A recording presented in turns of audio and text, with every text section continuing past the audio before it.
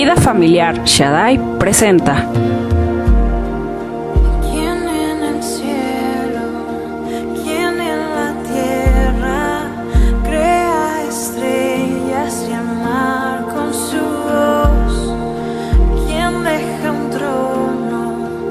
¿Quién lleva todo lo que debía llevar? Solo yo, Cristo, solo tú. Cristo, solo tú. Cristo, solo tú. Ok, en el libro de Romanos capítulo 10, Cristo, solo tú. 10:1 dice: hermanos, ciertamente el anhelo de mi corazón y mi oración a Dios por Israel es para que se salven. Esa es mi oración, porque yo les doy testimonio de que también he tenido celo de Dios, pero no conforme a una ciencia, porque ignorando la justicia de Dios y procurando establecer la suya propia, no se han sujetado a la justicia de Dios. Versículo 4: porque el fin de la ley es Cristo, para justicia a todo aquel que cree. Porque la justicia que es por la ley de Moisés, ¿verdad?, escribe así: el hombre que haga estas cosas vivirá por ellas. Pero la justicia que es por fe dice así: no digas en tu corazón, ¿quién subirá al cielo? ¿O quién puede traer a Cristo? ¿O quién descenderá al abismo? Esto es, para hacer subir a Cristo de entre los muertos. Mas ¿qué dice? Cerca de ti está la palabra, en tu boca, en tu corazón, y es la palabra de fe que predicamos. Versículo 11: pues la Escritura dice: todo aquel que en él cree no será avergonzado. Porque no hay diferencia entre un judío y un griego, pues es el mismo que el Señor de todos. Sea rico o sea pobre, invocan a Dios su nombre. Posterior en el versículo 14 dice: ahora bien, ¿cómo pues invocarán a aquel en el cual no han creído? ¿Y cómo creerán en aquel de quien no han oído? ¿Y cómo oirán sin haber quien les predique? ¿Ok? Bien. Primero, el libro de Romanos nos ha estado enseñando acerca de que no es por nuestras obras, sino por la fe en Cristo Jesús. Posteriormente nos ha empezado a enseñar el libro de Romanos que todos nosotros fuimos descarriados y que no hay, en ningún otro no hay salvación sino en Cristo Jesús. En alguno de los textos de los capítulos de Romanos nos habla de que también no es por nuestras obras, sino por pura gracia de Dios. Es decir, no es por lo que tú hagas, ni por lo que tú te sientas bondadoso, o porque yo me crea muy bueno y acercado ahí con Dios. Eso no me va a salvar. Lo único que me va a salvar es la justificación de Dios en mi vida. Y posteriormente el hermano Mundo compartía el domingo pasado acerca de que el que cree en Cristo Jesús y el que hace la obra de Cristo Jesús no va a tener ninguna condenación. Y la verdad es que la gente hoy en día piensa y está condenada. Las personas en su mente están condenadas porque la Escritura dice que nadie busca lo bueno y que nadie por sí mismo entiende a Dios, si no viene a Dios y se humilla y se entrega a Dios para que después pueda recibir el pensamiento que Dios tiene para esa vida. Y el padre o la madre que recibe esa instrucción de Dios, esa enseñanza de Dios, va a poder llevar a sus hijos, a su esposa, a su familia, cuál es el camino que se debe seguir, cuál es la conducción, ¿verdad?, a donde nosotros debemos ser guiados. Y posteriormente nos vuelve a hablar que el Señor nos tomó y nos predestinó y nos guardó, y que de esta manera el Señor nos está trayendo nuevamente a su camino. Pero en el capítulo 10 nos está enseñando qué es aceptar y confesar a Jesús, creerle a Jesús con todo nuestro corazón. Entonces, yo quiero empezar a hacer un análisis de esta porción que está diciendo en el capítulo 10 del versículo 1. Dice: hermanos, ciertamente el anhelo de mi corazón y mi oración a Dios es para que Israel sea salvo. Lo cual Israel, ahorita si me escuchara un judío, con todo respeto se sentiría ofendido, porque ellos no son salvos. Y no son salvos porque aquí lo está diciendo: porque yo les doy testimonio de que yo he sido celoso para Dios, pero no conforme a ciencia. Porque ignorando ustedes la justicia de Dios, procurando establecer su propia justicia, no se sujetan a la justicia de Dios. ¿Qué está diciéndonos ahí? Que los judíos creen que por sus pactos, que porque a ellos se les dio las promesas, que porque Dios escogió a Jerusalén geográficamente, y que Dios ha hablado de estos judíos, ¿verdad?, en toda la historia. O sea, ellos se sienten una élite. Y no estoy aquí para ofender a nadie, ni a ninguna doctrina, ni a ninguna religión. Simple y sencillamente estoy diciendo lo que dice tu Biblia allí. Y el apóstol le está diciendo: todos esos judíos no van a alcanzar salvación porque ellos se justifican a sí mismos y creen que por medio de sus pactos y sus promesas se van a justificar. Y es muy interesante. ¿Por qué? ¿Por qué pone la Biblia a los judíos? ¿Por qué no pone otras religiones? ¿Por qué no habla de los musulmanes o de los budas o incluso la tradición romana, católica? ¿Por qué? Porque los judíos eran el único pueblo que tenía el pacto directo de Dios. En toda la faz de la tierra, en todas las islas, en todas las selvas impenetrables, ¿verdad?, que puedan existir en este mundo, en todo lugar, no ha habido ningún pueblo el cual Dios haya tomado para transmitirle su pacto, para que viniera Abraham, para que vinieran los patriarcas, para que naciera de entre ellos, en la descendencia de José, viniera Jesús.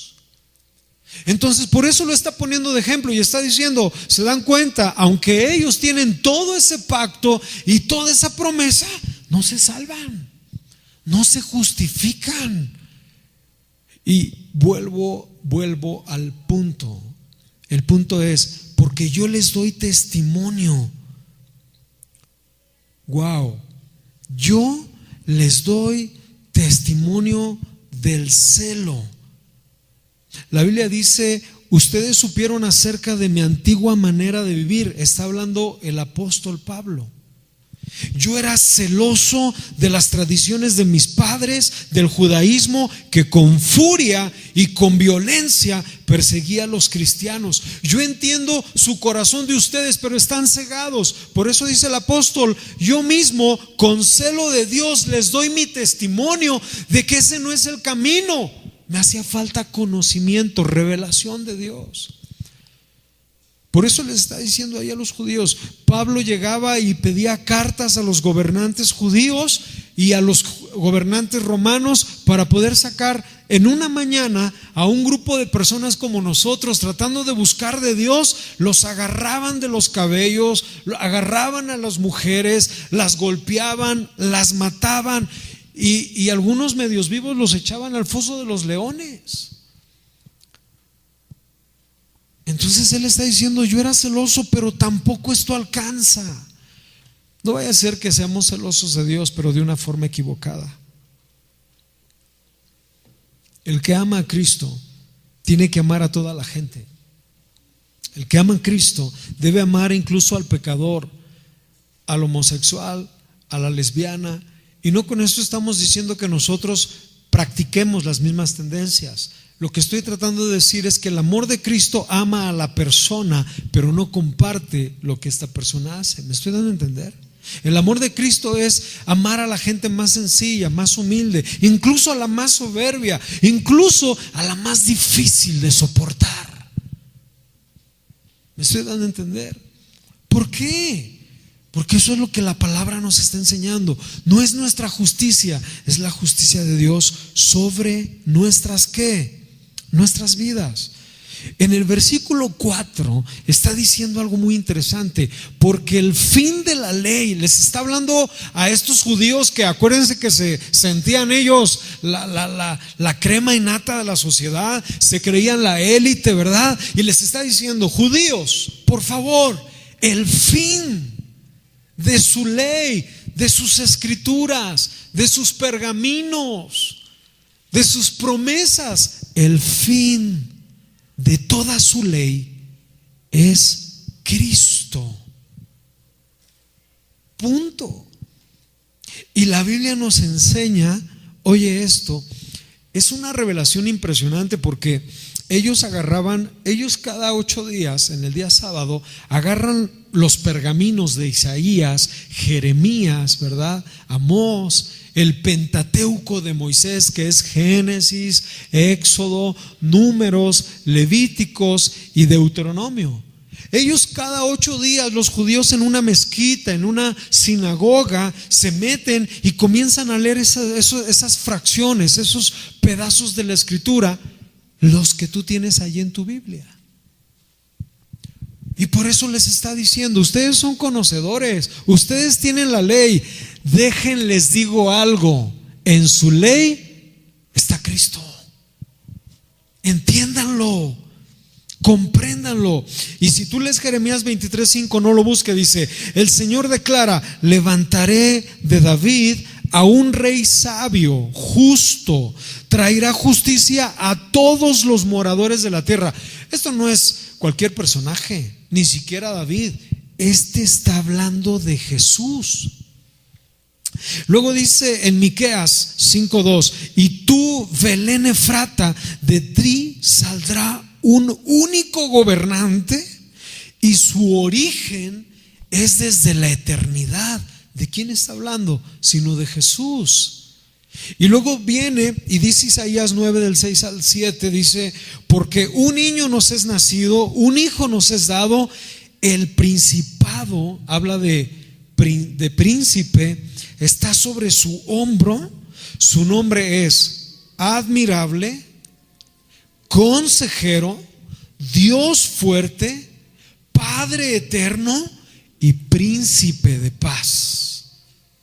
¿Sí me está escuchando? No nos estamos perdiendo, ¿verdad? Entonces, la Biblia está diciéndonos, les está diciendo: judíos, su ley está hablando Cristo, y de Cristo habla toda la Biblia.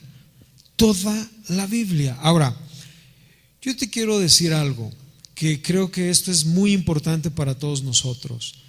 Fíjate, en Zacarías está la traición que le hicieron a Jesús por 30 piezas de plata. Zacarías 11:12. En Isaías 53 describe la muerte tan terrible que tuvo Jesús, desde que le arrancaron las barbas, le dieron de puñetazos, le escupieron. En el Salmo 22:18 dice que sortearon sus ropas. O sea, toda la escritura habla acerca de Jesús. Por eso el apóstol les dice: por favor entiendan, de Jesús se habló. Y te voy a leer esta otra porción que dice así, en 24, libro de Lucas 24:44, dice: y les dijo, esto está maravilloso, escuche esto, dice: y les dijo: Esto es, está hablando Jesús, esto es lo que yo les decía cuando todavía estaba con ustedes. Era necesario que se cumpliera todo sobre mí que está escrito en su ley. Entonces les abrió la mente para que comprendieran las escrituras. Si usted y yo leemos la Biblia, lo vamos a leer como un libro, que nos va a hablar de moral, que nos va a hablar de historias, que nos va a hablar de genealogías interminables, que no, quizás nos va a aburrir. Pero si tú lees la palabra con una mente aclarada, con el Espíritu de Dios en tu vida, te va a abrir las escrituras y vas a comprender que en ninguno otro hay salvación sino en Cristo Jesús. Punto. No es la filosofía, no es el concepto que tú tengas, no es lo que tú hayas tratado de ver o de aprender, o ir a un curso de psicología, o tratar de comprender la vida, o irte a las Islas Malvinas para meditar. Es la palabra de Dios en Cristo Jesús, el que te va a abrir el entendimiento, el que te va a enseñar cómo debes conducirte, el que te va a mostrar cómo debes educar a tus hijos, cómo debes caminar en esta vida, cómo debes oír la voz de Dios, para que entonces ya no hagas lo que tú quieres, sino lo que Dios tiene para ti, para que andes en una nueva forma de vivir. Porque si no, entonces ¿dónde va a estar el cambio? Ahora bien, el apóstol está muy interesado en esto, y hay una porción en el versículo 5 en donde nos comienza a decir: porque la justicia que es por la ley de Moisés, escribe, el hombre que haga estas cosas vivirá por ellas. Esto tú lo encuentras en Levíticos 18:5. La Biblia dice: si tú quieres vivir, tienes que vivir la ley.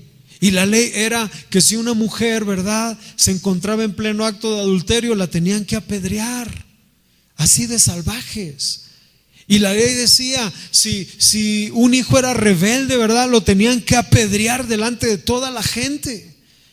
Entonces, si tú querías vivir, tenías que cumplir la ley. Pero dice acá: mas sin embargo, Cristo fue entregado para nosotros, porque en Él está todo el cumplimiento. Todo lo que tú debías haber hecho o pagado, en Él ya se cumplió. ¿Sí me explico? O sea, en Cristo Jesús se ha cumplido absolutamente todo. Diga conmigo, todo.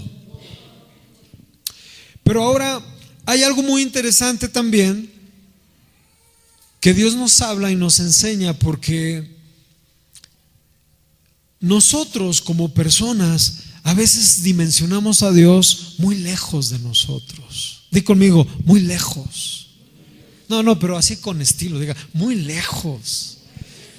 De verdad, mire, hay personas que dicen: no, ¿y cómo Dios me va a escuchar? Usted ore a Dios, usted que está más cerquita de Dios. Es una tremenda mentira. Cuando usted con todo su corazón se acerca a Dios y se humilla delante de Dios, Dios lo escucha. Dios atiende su petición, su necesidad. Y Dios está muy cerca de nosotros. El problema es que nosotros hemos dejado de creerle. Por eso el apóstol está hablándole a los judíos: judíos, ustedes se justifican. Y luego le está hablando a los gentiles: y ustedes dicen que está muy lejos. ¿A poco voy a llamar a Dios para hacerlo descender? ¿O a poco voy a llamar a Dios para hacerlo subir de entre los muertos? Es lo que está diciendo acá en la escritura. Te lo voy a leer. 7.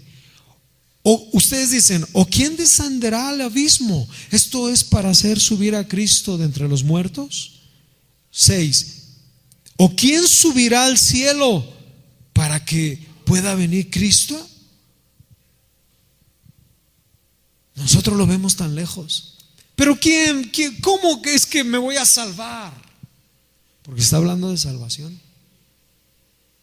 Por eso él inició diciendo: yo oro a Dios y me duele en mi corazón porque estos judíos, este pueblo de Israel, no tiene salvación. Y ustedes los gentiles, o sea, nosotros, los mexicanos, los hondureños, los africanos, los europeos, todos aquellos, ¿verdad?, que somos de cualquier otro país y que no somos judíos, nos dice a nosotros: y ustedes creen que Dios está bien lejos. Estos judíos se justifican más ellos que la palabra de Dios. No encuentran a Dios en la ley, en la palabra. Y ustedes creen que Dios está muy lejos. Y les vuelve a introducir oiga esto, en el libro de Deuteronomio está esa porción, pero Pablo la vuelve a sacar en el libro de Romanos. Pero yo te la voy a leer. Dice: porque este mandamiento de confesar con tu boca y creer en tu corazón que yo te ordeno no es demasiado difícil para ti. Estoy leyendo Deuteronomio 30:11. No es demasiado difícil para ti. Diga conmigo: no es difícil. Ni está lejos. No está en el cielo para que digas: ¿quién subirá para esa salvación por nosotros al cielo? No está en el otro lado del mar para que tú digas: ¿quién pasará por nosotros el mar? Para que nos traigan el mensaje de la salvación y la cumplamos. Y luego dice en el versículo 14 de Deuteronomio: porque muy cerca de ti está esta palabra, en tu boca y en tu corazón, para que lo creas. Entonces toda la gente me maravilla porque está en Deuteronomio, y después viene Pablo y lo vuelve a sacar a los romanos. Les está diciendo: en su propia ley está la salvación, y no lo creen. Por eso a nosotros los cristianos nos ubican las demás sectas y las demás iglesias, ¿verdad?, que no son cristianas. Nos ubican porque dicen: mira, cuando viene un cristiano, lo primero que hace es decirte: arrepiéntete, confiese a Jesús y serás salvo. Y te voy a decir una cosa: es mucha verdad, pero tenemos que hacerlo bien, como Dios nos lo está enseñando. ¿Y cómo es la forma de cómo Dios nos lo está enseñando? Primero, versículo 9. Fíjate qué dice de Romanos 10. Dice que si confesares con tu boca que Jesús, ¿qué? Y creyeres en tu corazón que Dios le levantó de entre los muertos, ¿serás qué? Entonces viene, por decir, yo tengo un diálogo con un letrado, con una persona que tiene cierto conocimiento o de alguna manera en nuestra cultura tiene cierta posición, y le empiezo a hablar de esto. Esto es tan sencillo, no está en el cielo, no está detrás del mar. La gente dice: ¿de verdad nada más acepto a Jesús y voy a ser salvo? Sí. Es que de eso se trata, que Jesús ya hizo todo por ti. ¿Sí oyó eso? Tú ya no tienes que hacer nada, solamente obedecerle. Él ya padeció, Él ya se despojó de su gloria, Él ya tomó forma de hombre como nosotros, Él ya fue a la muerte de cruz, Él ya padeció, Él ya sufrió, Él ya venció a la muerte, Él ya está sentado arriba en gloria. Él ya hizo todo por ti y por mí. Eso es estupendo.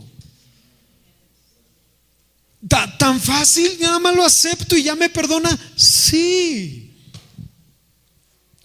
Él dice: si tus pecados son negros, ¿verdad?, como la grama, o rojo como el carmesí, o tus pecados estás invadido, estás canceroso de fornicar, de robar, de odiar, de que en tu alma hay un gran vacío, de que no puedes perdonar a fulano, a sutano, estás resentido con la vida, estás resentido con la gente, tienes muchos temores, tienes ansiedades, no sabes qué te depara el futuro, y lo que es peor, ni para ti ni para tus hijos.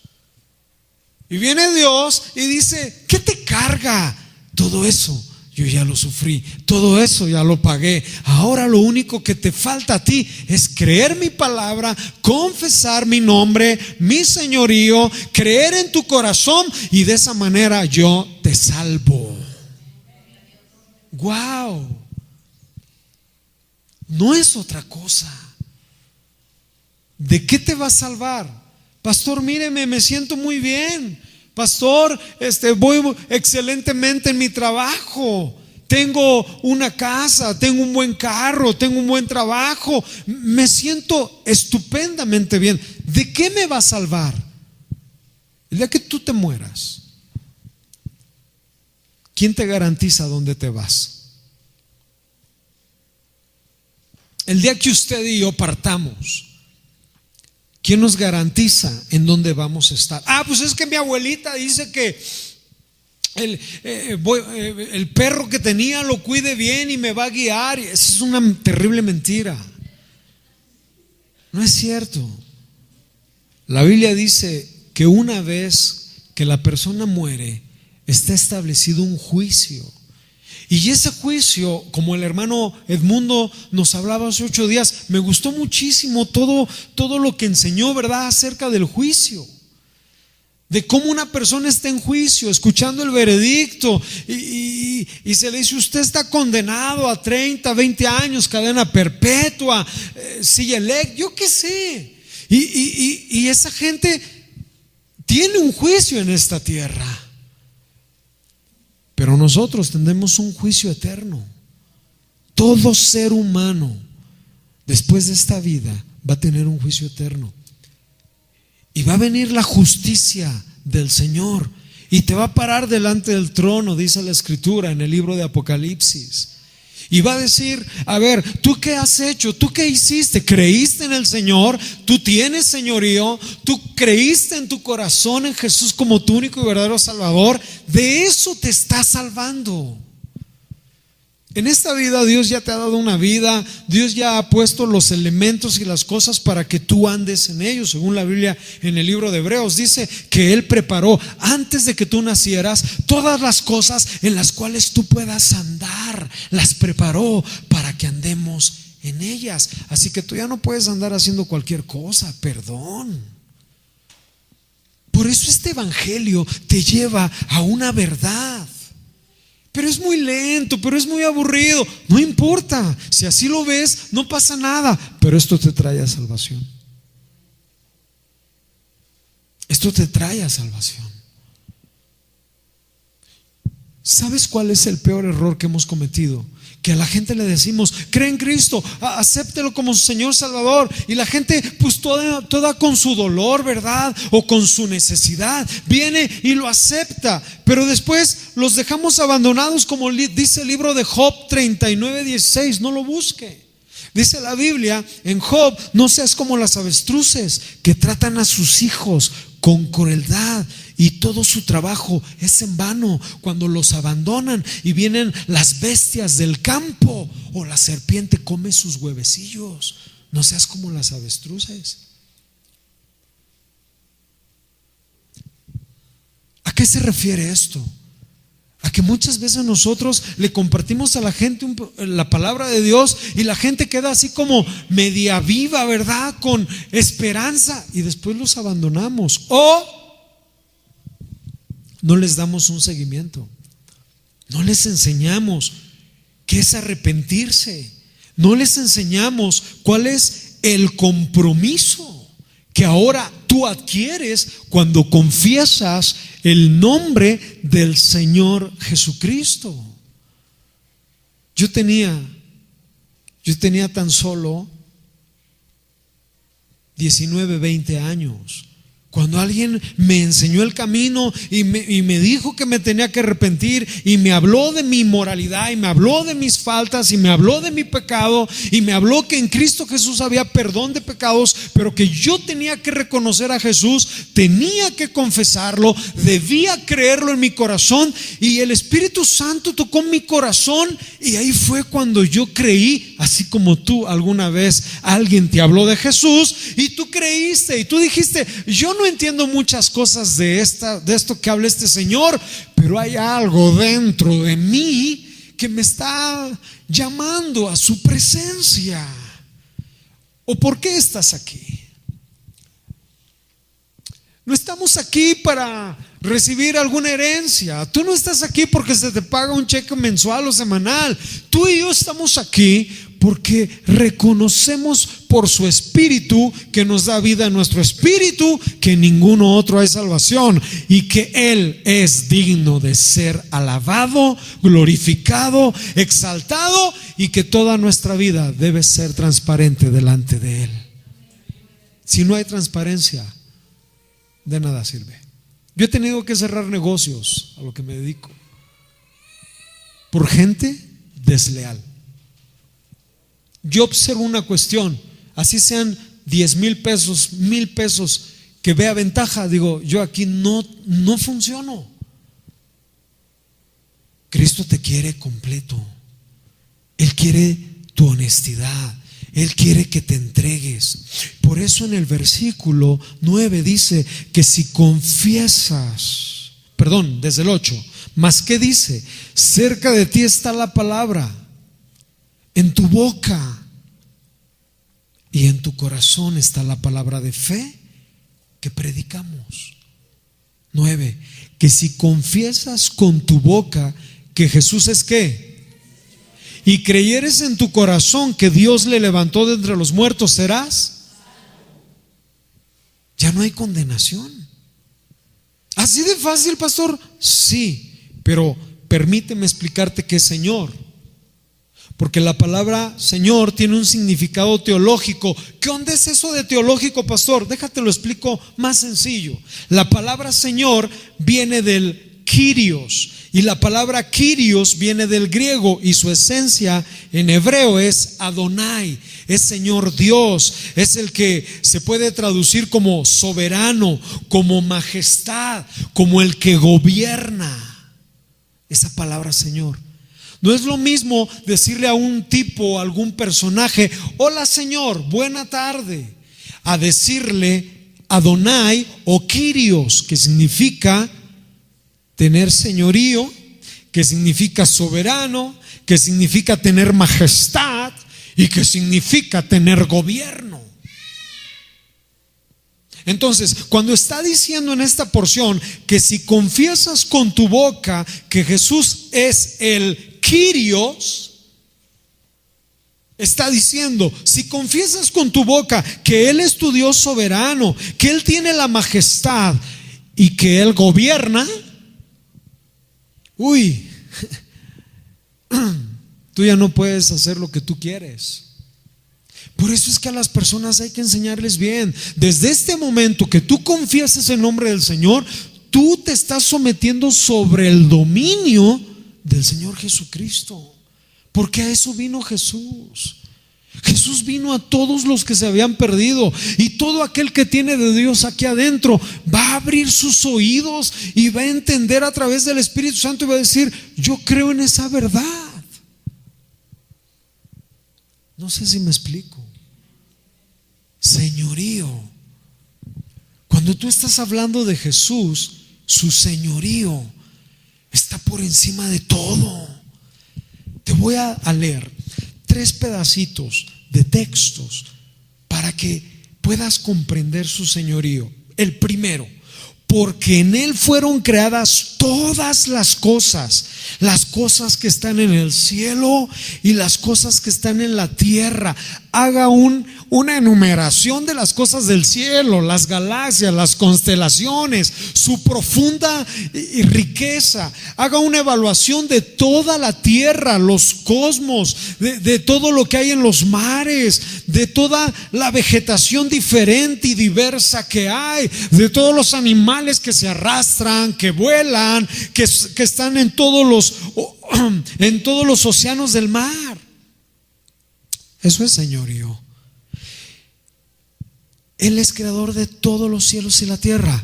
Él creó todo lo visible, todo lo que ves y todo lo invisible. Eso dice Colosenses 1:16. ¿Él es Señor? ¿Sí o no? Él es creador de todo lo visible, de todo lo invisible, de todo lo creado. Fue todo por medio de Él y para Él. O sea, en Jesús está todo. Dice la Biblia en Hechos 2:24, al resucitar Jesús salió de la autoridad de la muerte, porque la muerte, cuando tú enfermas, cuando el hombre enferma y muere, hay una potestad que toma a la persona para morir. Eso no lo digo yo, lo dice la Biblia, tu Biblia. Y entonces dice, al resucitar Jesús salió de la autoridad de la muerte y todos sus dolores, lo cual la muerte provoca tremendo dolor. Por cuanto era imposible retenerlo, la muerte no pudo retenerlo ni lo pudo someter a la muerte, sino que lo dejó triunfante. Eso es soberanía. Señor, por encima de todo. ¿Me estoy dando a entender? Y luego Filipenses 2:10 dice, para que en el nombre de Jesús se doble toda rodilla de los que están en el cielo. O sea, toda rodilla, cuando oiga Jesús, tiene que doblar su rodilla. Pero me llama mucho la atención porque no solamente está diciendo en el cielo, sino en la tierra y debajo de la tierra, en los propios infiernos. Cuando se oiga el nombre de Jesús, hasta en los demonios tienen que doblar su rodilla. Pero dice algo bien poderoso: y toda lengua confiese que Jesús es el Señor, nuevamente su señorío, para la gloria de su Padre, que es Dios. Entonces, esa palabra que dice, cree en el Señor Jesucristo, te está diciendo, tú tienes que entender este señorío de Jesús. Jesús tiene señorío sobre tu vida, si tú le aceptas como Señor. Porque Él no quiere gente robots. Él no quiere gente que le tengamos que adorar. Ay, pero es que, ay, qué aburrido aquí adorar a Dios. No, Él no necesita eso de ti. Perdón. Yo no quiero que mi hijo venga y le tenga que exigir a que me dé un beso. Mi hijo de vez en cuando viene, me abraza. Yo siento, como dicen los chavos, bien chido, bien padre, que llega mi hijo y me da un beso y siento sus manotas, ¿verdad? Porque ya casi me rebasa. Y siento sus brazos y siento su beso y digo, wow, esto es padrísimo. Así Dios, si tú te vas a sujetar, si tú te vas a someter a su señorío, tiene que ser por amor, por convicción. Tienes que ser un siervo doulos. La palabra doulos en griego significa soy siervo por amor. ¿Me explico?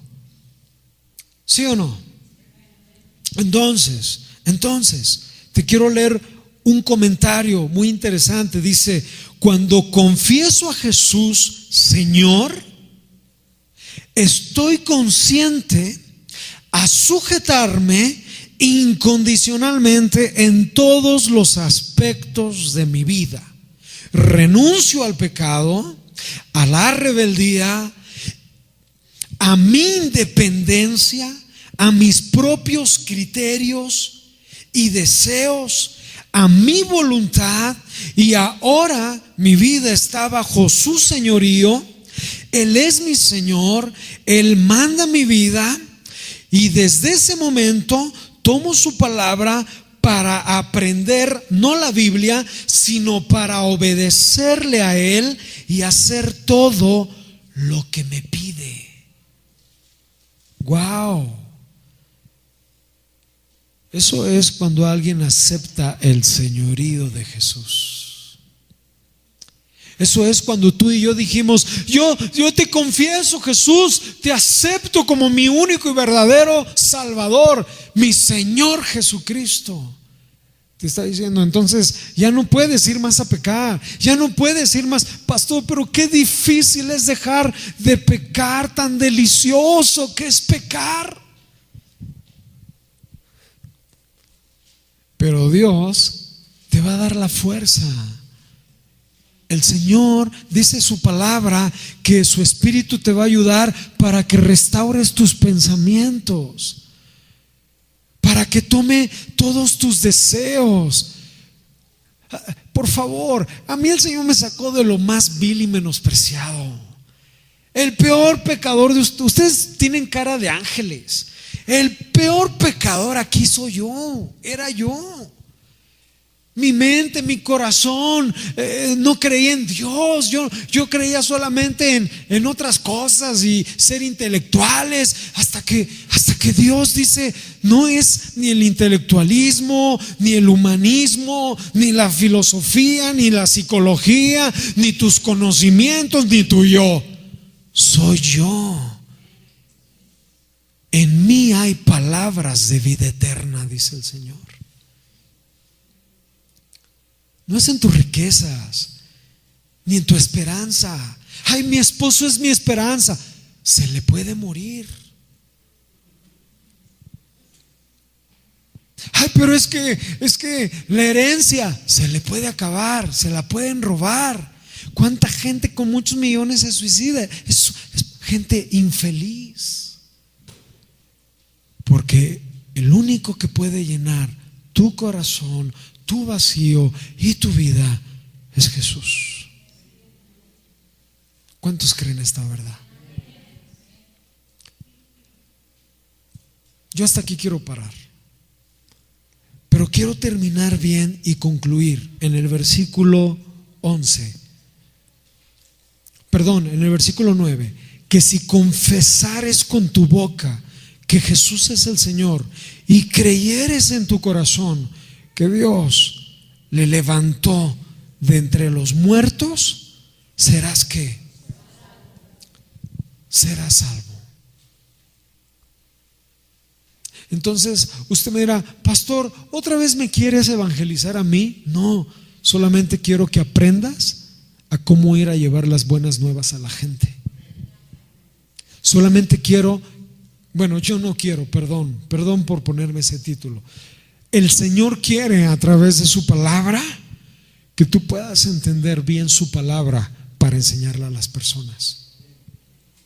Y que si tú enseñas a alguien y le das testimonio y le das una palabra de aliento y le dices: oye, quiero orar por ti, y te conmueve a misericordia ver el estado de ese amigo, de ese familiar o de esa persona, tú puedas ser testimonio para esa persona y tú puedas hablarle de que hay esperanza. De verdad, créame, las enfermedades mentales cada vez más son muchas.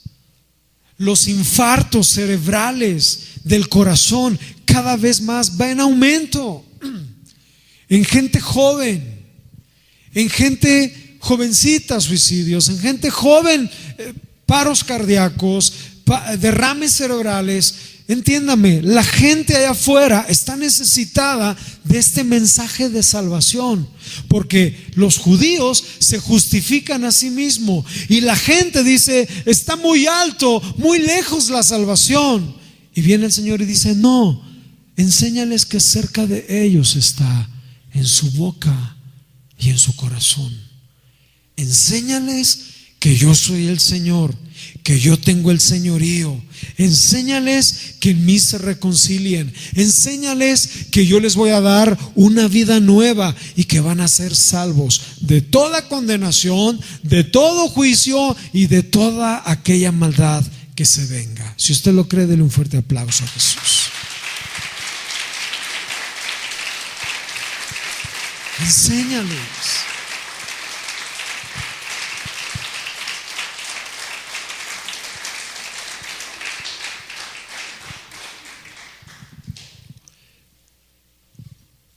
Yo sí quiero, nosotros debemos querer seguir lo que Dios quiere y no lo que nosotros querramos. Y cada vez que usted enseñe a alguien, sienta la responsabilidad. Yo quiero hacerte una pregunta breve. Ya estamos terminando. Es más, ya terminamos. Ponte de pie, por favor. Te quiero hacer una pregunta.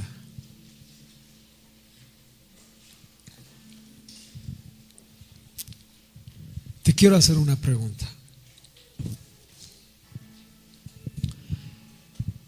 Cuando tú recibiste al Señor Jesús, esa persona que te enseñó, sea amiga, cualquier persona que te haya mostrado el camino de salvación, ¿te habló de Jesús, sí o no? Y tú lo creíste, y igual y te visitaron, te dieron seguimiento. Quizás algún día dejaste de ir a la iglesia y fueron por ti. Mira, yo te voy a ser bien sincero. Cuando a mí me enseñaron de Jesús, fue en una casa, en un discipulado donde se compartía la palabra. Posteriormente, cuando yo recibí a Jesús en mi corazón, me fui gozoso y contento. Y después le comencé a predicar a mi esposa, a mi novia, que es Gaby. Bueno, en aquel tiempo era mi novia, hoy es mi esposa. Pero fui y le compartí, le dije: Gaby, mira, Dios dice así, Dios dice así. Ahora ya me confiesa y me dice: realmente yo pensaba que te estabas volviendo loco. Pero le empecé a compartir a Gaby.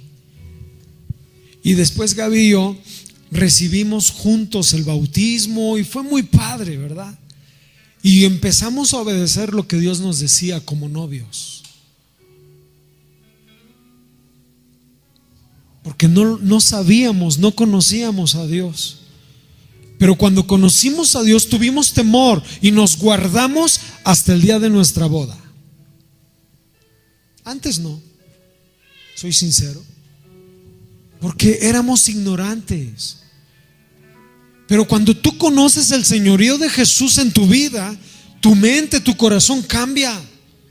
Y dices: quiero honrarte porque sé lo que hiciste, quiero honrarte.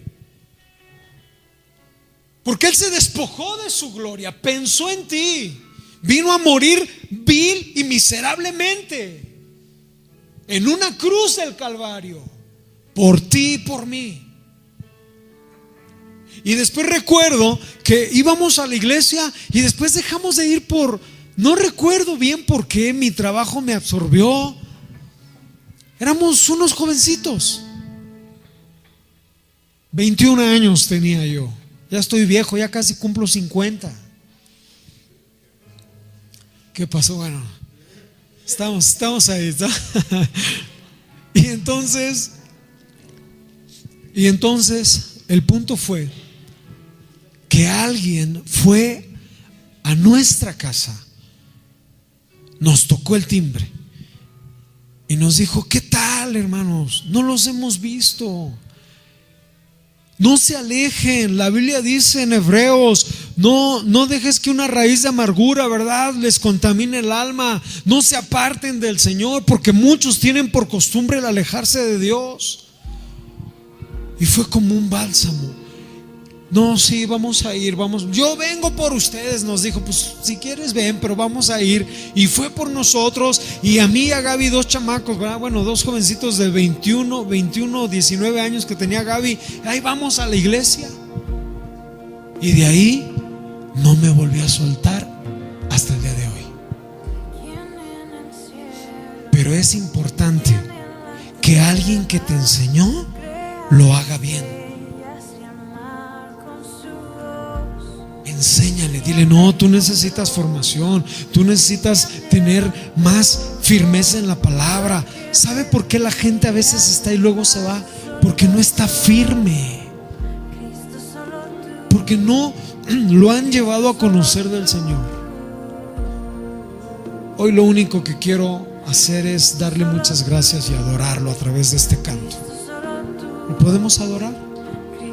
Vamos a darle gracias a Dios.